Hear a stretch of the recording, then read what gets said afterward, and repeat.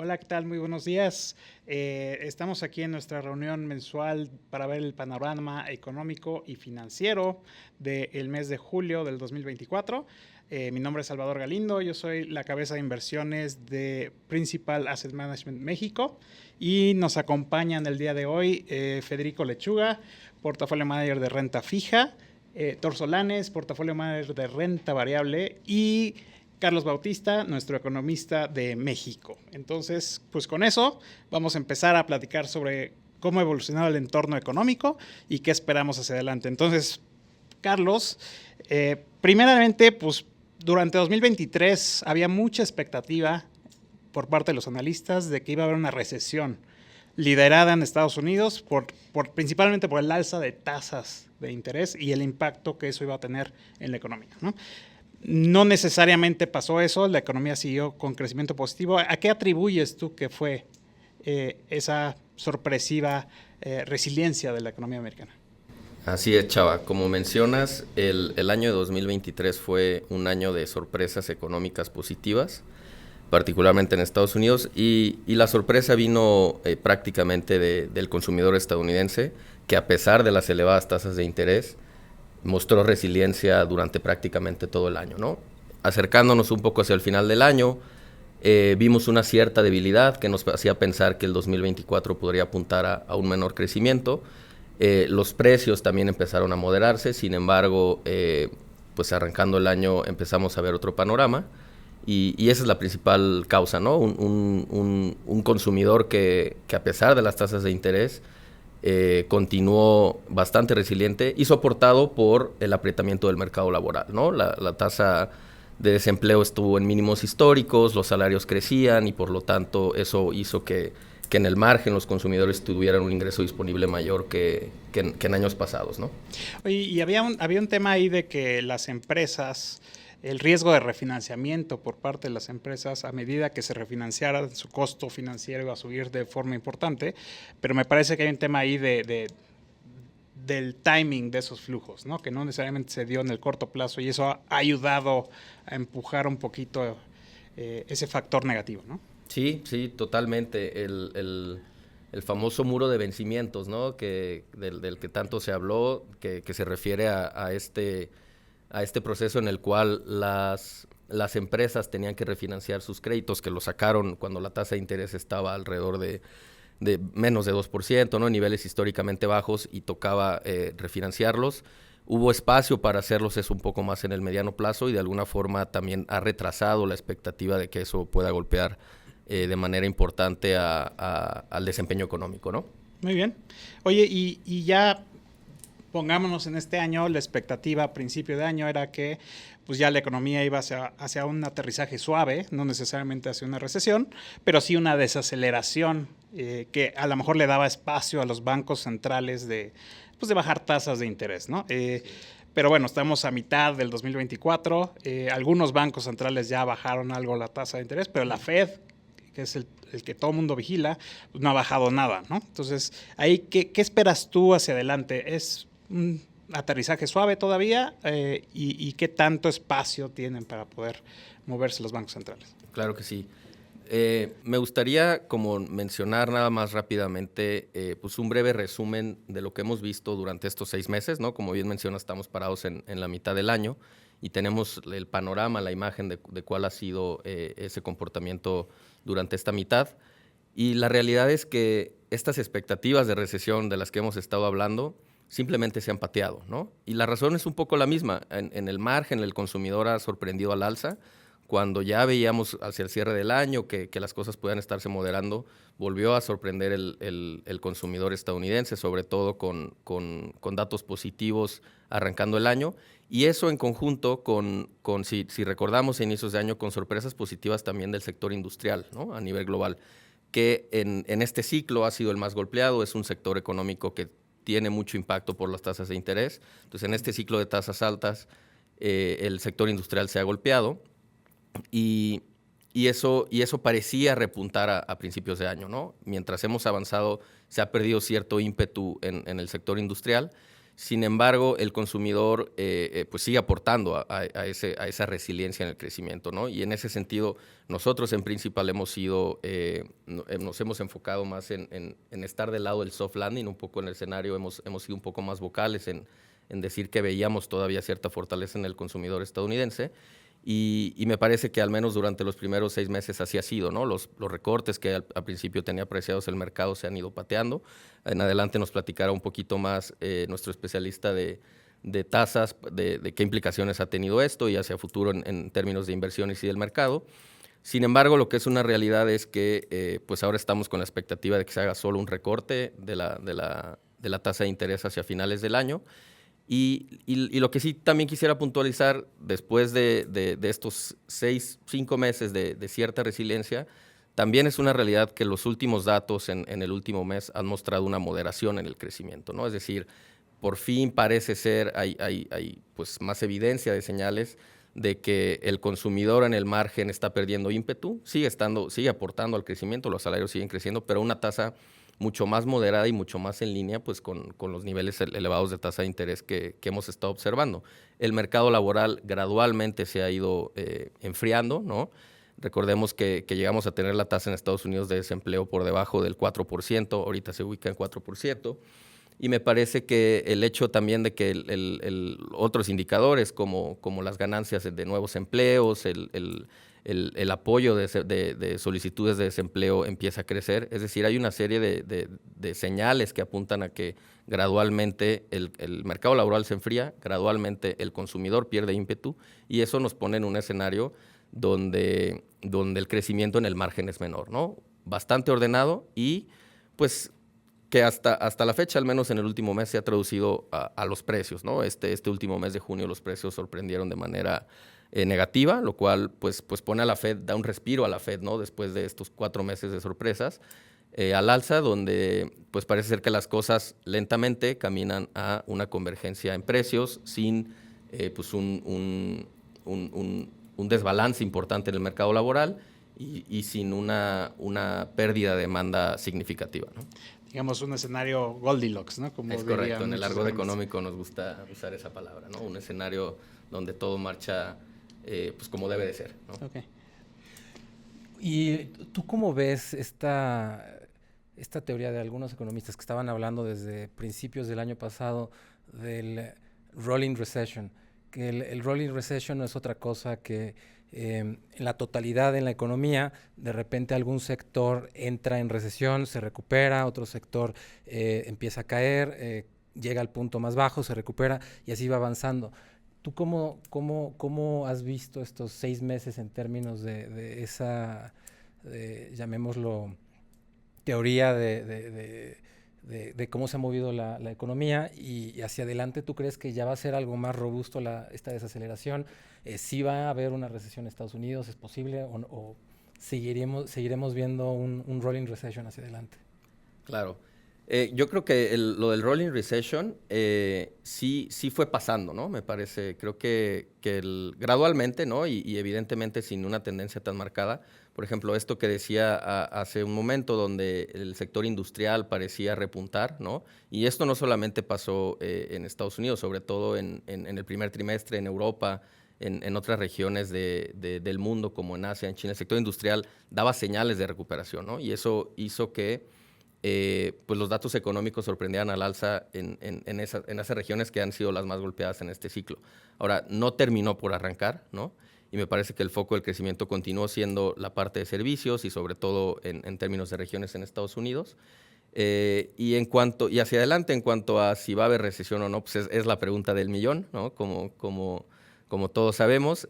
A mí me parece que las cosas están enfocando más al aterrizaje suave del que hemos estado hablando, ¿no? Podríamos quedarnos un poco en la semántica, pero en términos generales, pues hablaría de que este aterrizaje suave sería pues una convergencia mucho más ordenada a una tasa de crecimiento en línea con el ciclo y quizá con algún trimestre de una cierta caída, ¿no? Pero que no sea una recesión como estamos acostumbrados a típicamente observarlas en aspectos económicos, ¿no? Muy bien. Y a ver, y hablando un poquito ya hacia México, ¿qué ves en México? ¿Cómo ha evolucionado la economía mexicana? Y me imagino una expectativa muy similar a la que tenemos en Estados Unidos, pero ¿qué nos puedes decir sobre México? Claro que sí. En México la historia ha sido un poco similar a los Estados Unidos, ¿no? Con sorpresas de crecimiento, sobre todo en los últimos 2 años. Sabemos que la economía estadounidense y la mexicana están muy integradas, por lo tanto, lo que pase con nuestro vecino del norte impacta inevitablemente en la economía mexicana. En este ciclo de expansión, México ha acompañado también con crecimientos positivos, impulsados sobre todo por la parte de consumo e inversión, ¿no? Ahora, ¿qué ha pasado durante el año? Se esperaba a inicios de año que la economía mexicana empezara a desacelerarse a partir de la segunda mitad del año. La realidad es que hemos tenido una sorpresa negativa en ese aspecto, ¿no? Parece ser que la recesión ha llegado antes de lo esperado. No me atrevería a decir recesión, quisiera matizar eso. Más bien la desaceleración de la economía mexicana ha llegado antes de lo esperado, ¿no? ¿Y por qué se esperaba que fuera hacia la segunda mitad del año? Pues por un lado, por el efecto todavía de resiliencia en la economía estadounidense y por otro lado, por el fuerte impulso fiscal asociado al periodo electoral que se materializó durante el primero y sobre todo en el segundo trimestre del año, ¿no? Ahora, los datos más recientes nos han mostrado que la economía mexicana ha perdido cierto ímpetu, ¿no? Y en este contexto, donde se esperaba que fuera un poquito más elevado, el consenso de los analistas, las expectativas apuntan a hacer revisiones a la baja del crecimiento y me parece que ha sido un poco más claro el proceso de desaceleración, ¿no? Ahora, sí hago énfasis en desaceleración porque la economía mexicana sigue creciendo, pero se modera el ritmo de consumo. La inversión sigue estando bastante sólida, los crecimientos siguen estando por encima del 10% en términos de inversión, impulsado principalmente por la construcción. Pero es inevitable que en una segunda mitad del año, con una economía estadounidense creciendo menos de lo que lo venía haciendo, sin el efecto del impulso fiscal, que también hay efectos estacionales por el cambio de administración que suele haber cada que es así, me parece que los motores del crecimiento en la parte económica en México se irán debilitando, ¿no? Entonces, con esto que estás hablando de un crecimiento más moderado, mucho más ralentizado que a principios de año, pues eso haría pensar que la inflación va a bajar hacia finales del año y no va a haber presiones de inflación.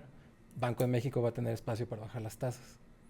Esa es una muy buena pregunta, porque la dinámica inflacionaria en México ha sido más complicada de lo esperado, ¿no? Me atrevería a decirlo, en particular por el componente de servicios, ¿no? La inflación había venido, después de los elevados niveles de inflación que observamos en 2022, inicios de 2023, ha venido bajando, bajó de manera acelerada, impulsada principalmente por la parte no subyacente. La subyacente, si bien ha disminuido, lo ha hecho a un ritmo mucho más lento y ha sido la persistencia, ¿no? La parte de servicios, en particular de vivienda, es la parte más persistente de la inflación que no da señales todavía de bajar. Ahora la inflación se encuentra en 4.2% la core, se ha aumentado en el margen la 4.7% por la general, por la parte no subyacente, es decir, sí ha bajado significativamente, pero digo que es más complicado porque también hemos observado episodios de volatilidad, ¿no? No solamente el Banco de México voltea a ver la inflación en sí misma, sino que hay otros factores que juegan y me parece que hacia adelante, sí, el escenario donde la economía se desacelera más de lo esperado, sí tendrá un impacto pues negativo en precios, ¿no? O sea, sí definitivamente habrá menos impulso, justamente porque la resiliencia del consumo es la que ha impulsado pues esta persistencia en precios elevados, ¿no? Entonces, en un escenario que parece ahora cada vez más evidente, sí podría bajar la inflación más de lo esperado y eso podría abrir espacio a que el Banco de México haga quizá un recorte adicional. Recordemos que la semana pasada decidió dejar en pausa la tasa de interés y me parece que hacia adelante podría tener la ventana para hacer un ajuste adicional. Lo han estado diciendo consistentemente en su retórica y pues una vez que pase pues sobre todo también el periodo electoral en Estados Unidos y demás y que se materialice la expectativa de que la Fed baje, me parece que también es donde Banxico puede encontrar ese espacio, ¿no? Muy bien. Pues bueno, Fede, ahora pasamos a renta fija. De entrada, pues hubo mucho ruido en los mercados por la elección en México, ¿no? Y obviamente vimos mucha volatilidad en el tipo de cambio, en las tasas de interés. ¿Cómo ves ahorita ya que se calmó un poquito la euforia? ¿Cómo ves tú el mercado y cómo crees que puede evolucionar un poquito hacia adelante, ¿no? Siempre cuando hay temas políticos, no solamente los locales, sino los internacionales también, el mercado inmediatamente incorpora esas variables a los precios, evidentemente con probabilidades, cuando no se conocen los resultados. Sin embargo, en el mediano o largo plazo, la parte política tiende a irse en gran parte, en una buena proporción. Entonces, en ese sentido, el movimiento yo creo que más volátil, si pusiéramos los 3 asset classes, tipo de cambio, deuda, renta variable, por mucho el que vivió la volatilidad más alta fue la deuda, fueron los bonos. Principalmente los bonos de 10 a 30 años subieron considerablemente, llegaron a máximos prácticamente de los últimos 15 años. Y estos niveles o volatilidades tan altas, en realidad lo que hace desde nuestro punto de vista es hacer muy atractiva la evaluación. Y hay que separarlos, no solamente todo es evaluación, también hay que entender que existen fundamentales, que es lo que Carlos nos estaba platicando hace un momento. También existe otra parte que es de muy corto plazo, que es la parte técnica. Y entonces, en ese sentido, yo creo que hay que pensar hacia adelante. Y hacia adelante me refiero no los próximos 30 días ni 90 días, sino hay que verlo más bien, y otra vez, no a final de año, sino 1 o 3 años. ¿Qué es lo que podría pasar? ¿Qué es lo que podríamos esperar que ocurriera? Ahora me meto específicamente a hablar de las tasas. Y específicamente de tasas reales. Cuando no hemos visto tasas reales por encima del 5% en muchos años. Otra vez me regreso a estos 15 años. Entonces, tener tasas reales por encima de 5% es muy atractivo. En el corto plazo, la volatilidad ya ha disminuido de manera importante, como bien mencionas. Parecería que si tomáramos una foto de inicio a fin de los últimos 40 días, no ha pasado realmente gran cosa. Entonces, yo creo que hacia los próximos 3 años podríamos esperar algo similar en términos de tasas reales. Son atractivos los bonos también en pesos. Los niveles que estamos viendo puntualmente para la zona de 10 a 30 años, que está por encima de 10%, yo creo que lo que hacen es abrir oportunidades. Y entonces me gusta mucho los bonos, me gusta mucho tomar la exposición dependiendo los portafolios cada necesidad que tengan. Sin embargo, cuando tienes una curva invertida, que hay que recordar, el concepto de curva invertida lo que significa es que tienes una tasa de fondeo muy alta, que está en 11%, baja conforme vas avanzando en el plazo, hasta donde terminas en 30 años, que prácticamente está en 10%. Entonces, a esto se le llama una curva invertida. Esto hace muchísimo sentido que pongas una posición corta, una posición larga, y tú básicamente juegas a tomar exposición en algún nodo en la curva, y matemáticamente, financieramente, eso hace muy eficiente el portafolio. Me regreso a la parte del tipo de cambio. El tipo de cambio en realidad casi no vivió volatilidad. Hemos visto otros periodos con volatilidades superiores, por ejemplo, en 2016, cuando fue las elecciones en Estados Unidos, 2008, el COVID. El peso ha tenido muchos eventos de volatilidad. En realidad no se depreció tanto proporcionalmente cómo se depreciaron los activos de deuda, ni siquiera la parte de renta variable que ahorita nos platique Mastor. Entonces, más bien el peso mexicano parecía que estaba sobrevaluado en niveles por debajo de 17 pesos. Nosotros lo veíamos muy atractivo para estar comprando posiciones en dólares. Ahorita, números muy redondos, a 18.50, más bien se encuentra en un nivel fair. Está operando por cercano a 18 pesos, entonces nos parece más bien otra vez que se está encareciendo, lo cual hace sentido con lo que los analistas están viendo. Antes del periodo electoral, los analistas veían que el tipo de cambio podía cerrar este año en 17.55, eso ya subió prácticamente un peso. Coincidimos con ese nivel, en realidad si está tan caro que se haya regresado a niveles más moderados, yo creo que es más normal.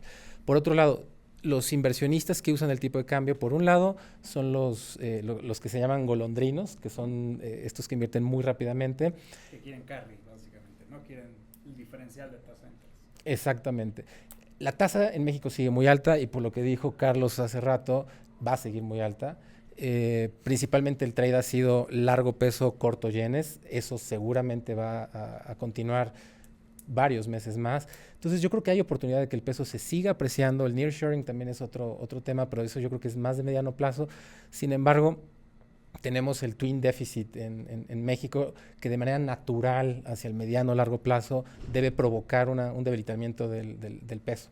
Entonces yo creo que estamos viendo un momento sui generis donde el peso en el muy corto plazo se puede apreciar, pero más hacia mediano largo plazo eso no debería ocurrir. Y en términos de evaluación, otra vez, para armar posiciones, cuando estás en un punto fair, yo creo que es atractivo. Y digamos, ahorita estamos atravesando un periodo de baja volatilidad porque ya pasó el ruido de las elecciones. Ahorita ya pues los anuncios que se han dado no han sido tan relevantes para el mercado después de la gran noticia del resultado de las elecciones.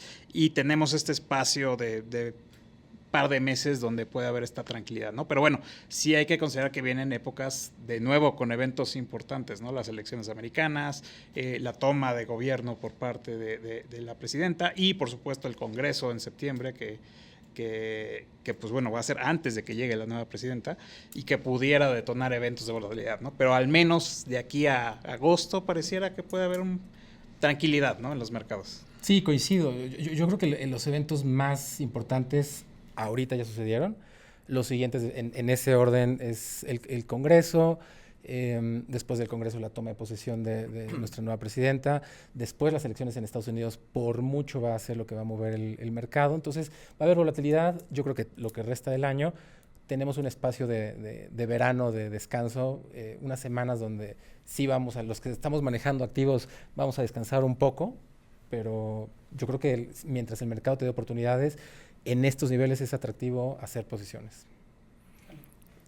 Quería preguntarte algo, Fede, ahorita que has estado dándonos este gran view de tasas. En este escenario que hemos hablado, que hemos discutido, donde parece que el entorno se mueve a menor crecimiento, ¿no?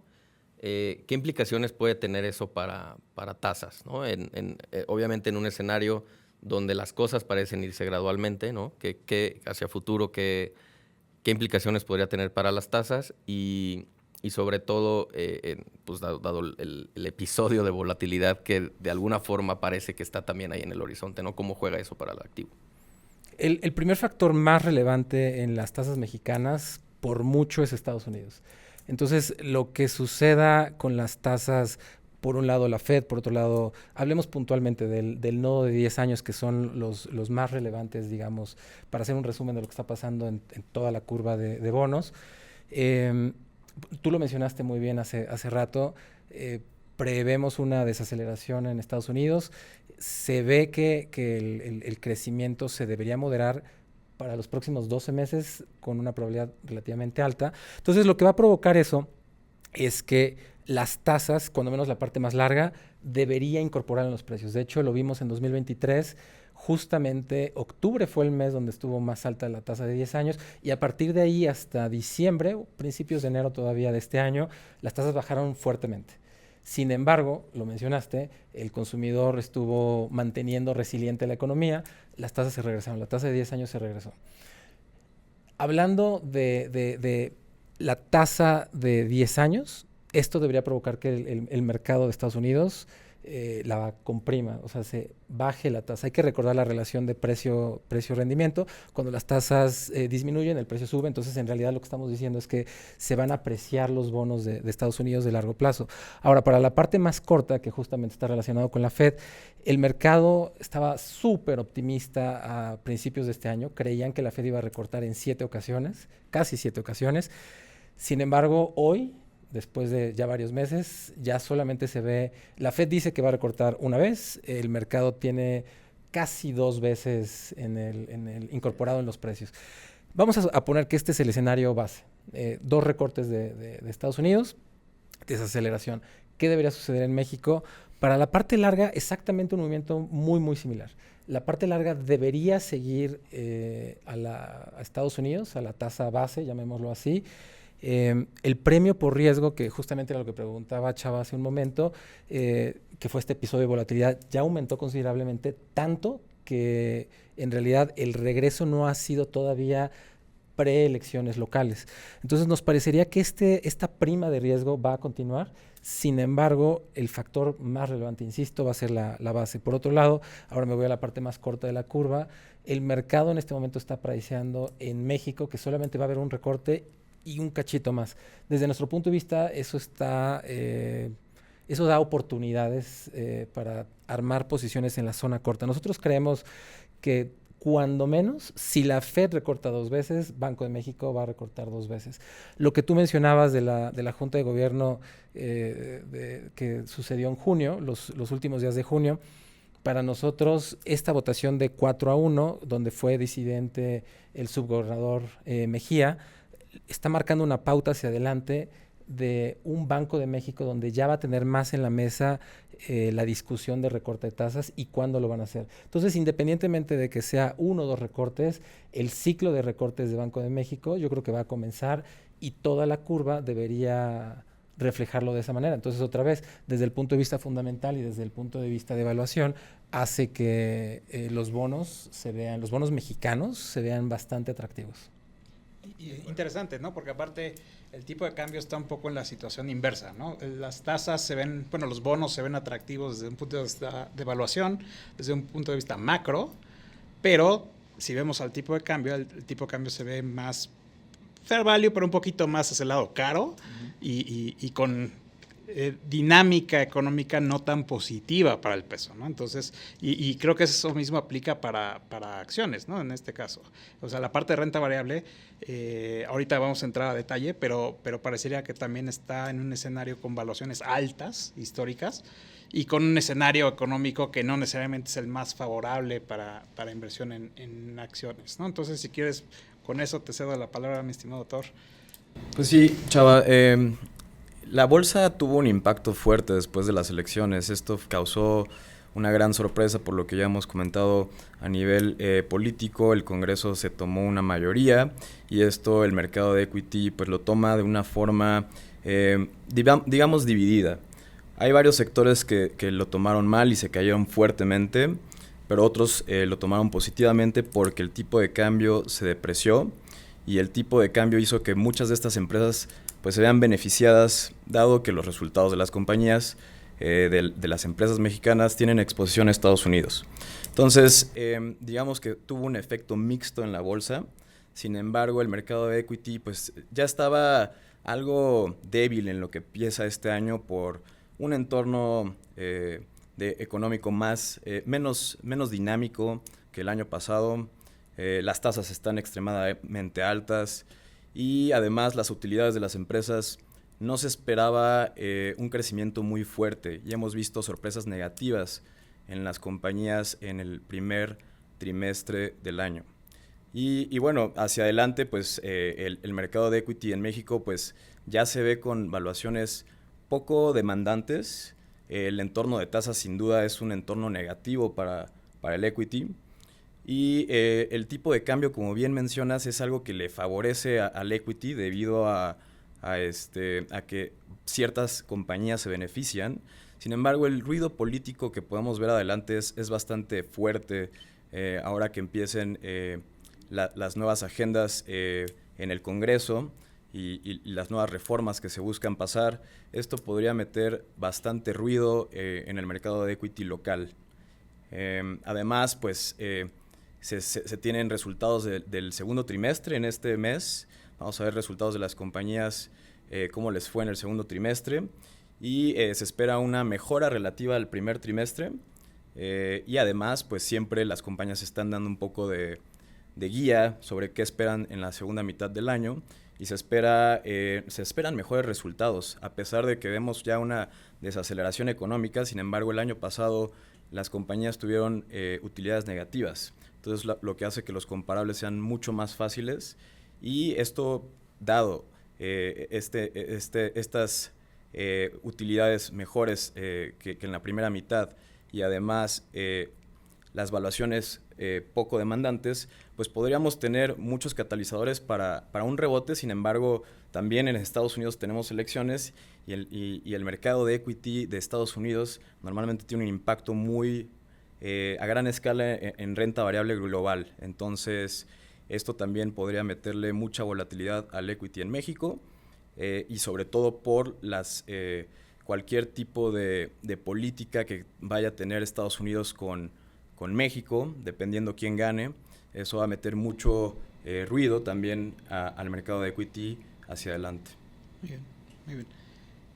Y un poco complementando, México entonces en resumen se ve no demandante las valuaciones, se ve un poco más del lado barato, por así decirlo. Y bueno, a pesar de este entorno de alta volatilidad, pues bueno, puede haber noticias positivas por el tema de los reportes, por el tema de la exposición a dólares de muchos de los componentes del índice, ¿no? Ahora, y en Estados Unidos es otra historia muy diferente, ¿no?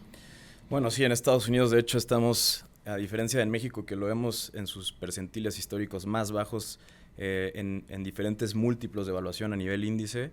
En Estados Unidos estamos viendo los niveles más altos históricamente en términos de múltiplos, comparables a la burbuja que vimos en el 2000, la burbuja de tecnología. Y bueno, mucho se habla de estas 7 magníficas compañías, que son las 7 empresas más grandes del S&P, que es el principal índice de Estados Unidos. Y estas empresas han explicado el retorno, 70% del retorno del S&P desde el 2022. Entonces, podemos concluir que son pocas las empresas y no por eso podemos extrapolar a lo que está pasando económicamente en Estados Unidos a nivel de la economía real, porque son solo 7 compañías las que están explicando los retornos en renta variable.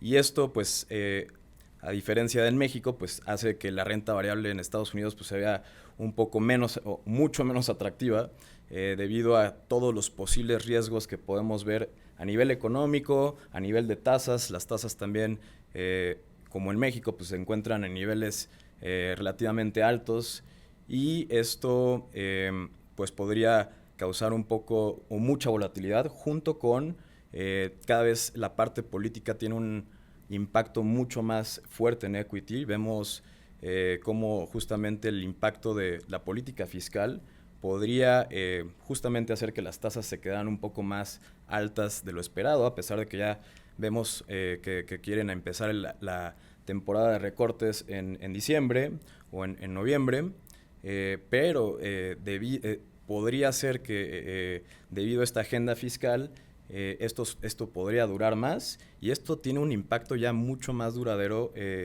para el equity también por las valuaciones de equity. Recordemos que están muy ligadas a los descuentos que hagas de los flujos de las compañías. Entonces esto sin duda alguna podría pegarle mucho a la gran parte de las empresas que no son estas magníficas 7, que conforman el resto del S&P, que son 497 empresas.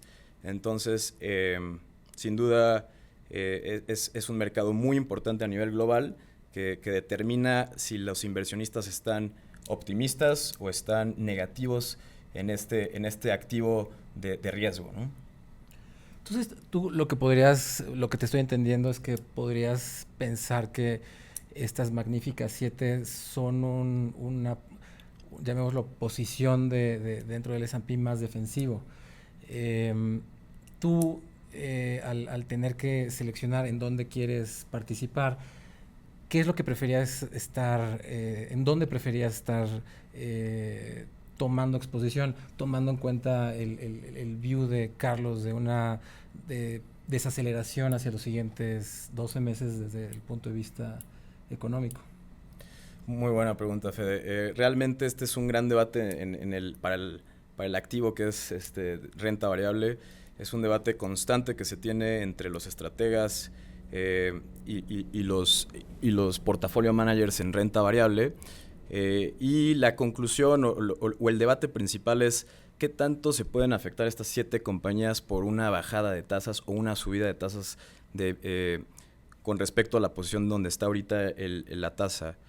Y la respuesta es, pues, realmente Estados Unidos a nivel histórico ha sido el mercado más resiliente cuando hemos visto recesiones globales. Es el mercado que menos cae cuando hemos visto recesiones a nivel global y los mercados más afectados siempre son mercados emergentes. De ahí los mercados desarrollados, y entre los mercados desarrollados es Estados Unidos. Ahora, tú me preguntas si viéramos que existe un riesgo de recesión o un riesgo de menor dinamismo y esto cómo le impacta al S&P y a estas 7 compañías, pues estas 7 compañías han hecho que el margen del S&P se encuentre en niveles máximos históricos. Es decir, estas compañías son mucho más eficientes que cualquier otra industria en la historia del S&P. Por lo cual son mejores generando retornos para los inversionistas, y eso pues realmente hace que las compañías sean más eficientes. Desde el año pasado hemos visto cómo las empresas de tecnología en un año recortaron muchísimo personal y se volvieron mucho más eficientes que el resto de las compañías del S&P. Entonces eso les da una capacidad de hacerse más eficientes mucho más rápido y de adoptar nuevas tecnologías, que justamente estamos viviendo una época transformacional a nivel global de la inteligencia artificial, y las primeras que se están beneficiando, se van a beneficiar de esto, pues son las 7 magníficas. Entonces yo creería, en mi opinión, van a ser estas empresas mucho más resilientes que el resto de la economía por todas estas ventajas y esta capacidad de integrar nuevas tecnologías. Y digo, ahí también vale la pena hacer el símil con el 2000 o la diferencia con el 2000, ¿no? Que la burbuja de tecnología en el 2000 sí tenía evaluaciones muy similares a los niveles actuales, pero los fundamentales de las empresas eran muy diferentes, ¿no? No generaban el nivel de utilidades que generan ahora, ni los márgenes que generan ahora, ¿no? Entonces, sí, eso es un escenario diferente a la burbuja como tal del 2000. Entonces, un paralelo de evaluaciones no necesariamente aplica como tal, ¿no? Totalmente. Lo que dices es de las cosas más importantes y relevantes para hacer esta comparación, y me faltó agregar eso, es completamente cierto, Chava. El nivel de caja que tienen estas compañías es mucho mayor que el resto de las compañías del S&P. Estas compañías tienen un balance muy sólido y es gracias a que generan ya utilidades y flujo de efectivo positivo. Es decir, estas compañías están generando constantemente caja, y esta caja les permite justamente hacer mayores inversiones en tecnología, en investigación, y por eso siguen creciendo a estos ritmos. Entonces, sin duda están mucho más preparadas, dado estos niveles de caja y de generación de efectivo para cualquier tipo de recesión en la economía. Y que, por cierto, su caja está siendo generada con 5% de la tasa de fondeo de la Fed. Entonces no es nada despreciable el nivel de inversión, nada más por dejarlo dormir todos los días. Muy bien. Entonces, nada más para resumir, Charlie, lo que nos dices es, estamos avanzando en una economía todavía fuerte, pero estamos desacelerándonos en el margen, con inflacionarias un poco cada vez menores, aunque en México en particular eso falta ver más avance, ¿no? Básicamente. Es correcto, así como lo dices, ¿no? Yo resumiría, la economía global se está moviendo hacia un cierre de año de menor crecimiento en el margen, ¿no? Con lo cual ha ido acompañado de, en general, menores presiones inflacionarias, aunque hay divergencias entre países, ¿no? Y eso pues ha puesto sobre la mesa la expectativa de que puedan darse, sobre todo en los países desarrollados, hacia fin de año, el ciclo de recorte de tasas, ¿no? Buenísimo. Y por el lado de renta fija, pues pareciera que el mercado está priceando un escenario donde no van a bajar tasas o van a bajar muy poco las tasas de interés, y ahí existe la posibilidad de que haya una sorpresa positiva, ¿no? Entonces, por ende, ese rally que todo el mundo esperábamos en las tasas desde hace ya varios meses, finalmente parece que empiezan a darse las condiciones para que se pueda dar, ¿no? Y más bien, ¿qué crees que pudiera ser la forma adecuada de tomar ese tipo de exposición? Tasas reales, ¿no? Comentabas que era el principal vehículo, ¿no? Correcto. Definitivamente seguimos pensando que la inflación debería ser resiliente, en México. Entonces la exposición natural son tasas reales por un lado, las de corto plazo, las de mediano y largo plazo por valuación están históricamente atractivas. Si lo viéramos en un Z-score, o sea, dentro de su misma historia, están prácticamente todas en niveles por encima del 90 percentil, o sea, muy baratas. Y obviamente la ventaja de eso es que ya estás asegurando un rendimiento de largo plazo, ¿no? Que ya no depende si Banxico mantiene la tasa de fondeo en estos niveles o no, ¿no? Y por el lado de Equity, Thor, pues lo que escucho es, en México se ve atractivo a las valuaciones, las sorpresas podrían ser más mixtas, no tan negativas por el entorno económico, y más bien en Estados Unidos sí ahí las sorpresas pueden ser un poquito más negativas. Sin embargo, pues tienes unas empresas que parecen resilientes ante cualquier escenario económico. Hay que ver si eso se mantiene hacia adelante, pero al menos hasta ahorita han sido el mecanismo de defensa de muchísimos inversionistas, ¿no? Así. Básicamente sí, Chava. Perfecto. Para concluirse. Perfecto. Y finalmente. Yo ahora te quiero hacer una pregunta a ti, Chava. Venga. A la luz de toda esta discusión que hemos tenido, donde pues el crecimiento parece estar cediendo un poco, la desaceleración, en el margen un poco los precios, demás, que la curva está invertida, que el equity ha sido resiliente. Ante la expectativa de todo esto que hemos hablado, ¿tú qué recomiendas pues en general a un inversionista, cómo posicionarse hacia adelante? Que nos platiques también de cómo podrían aprovechar esto en principal, ¿no? Con los diferentes productos que tenemos. Definitivamente. A ver, yo creo que aquí hay que considerar varias cosas. Primero que nada, un factor que va a seguir constante hacia adelante es la volatilidad.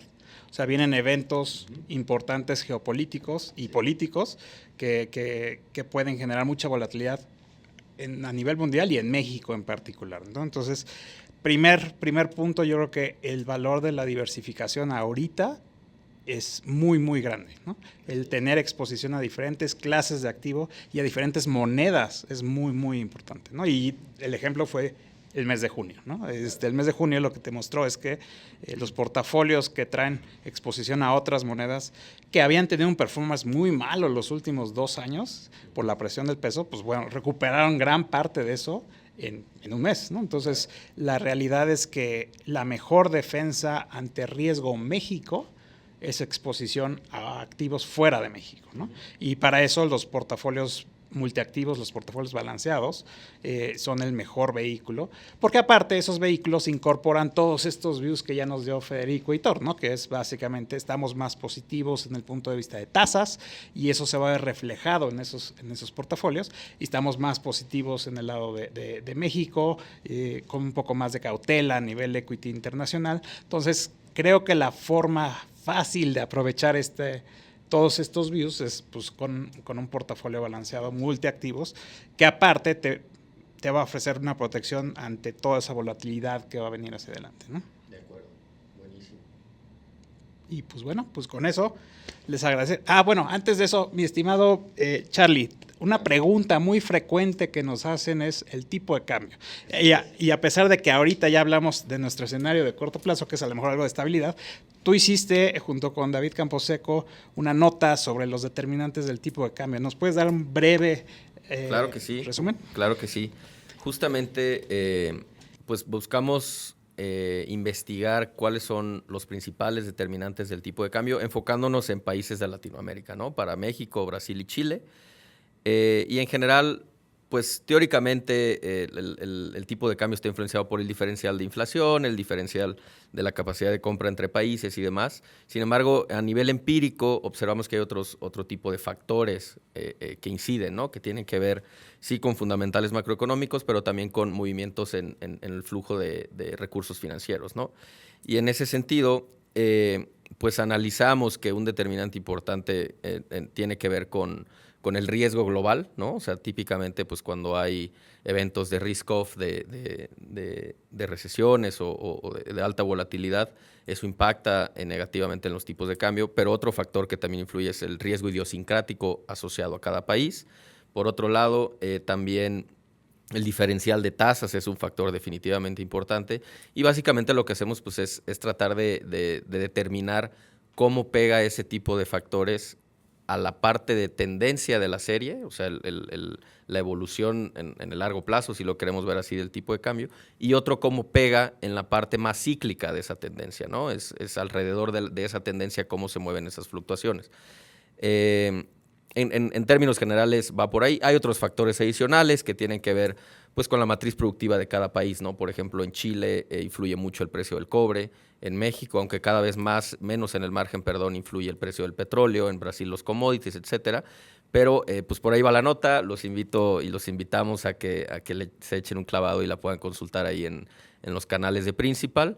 Pero pues básicamente es algo que hicimos y que me parece que a los eventos recientes, ¿no? Donde podríamos decir que hubo un evento de alza de riesgo idiosincrático asociado a México, pues eso se vio reflejado en una alza temporal cíclica, del tipo de cambio en México, ¿no? O sea, justamente en línea con esta investigación que hicimos.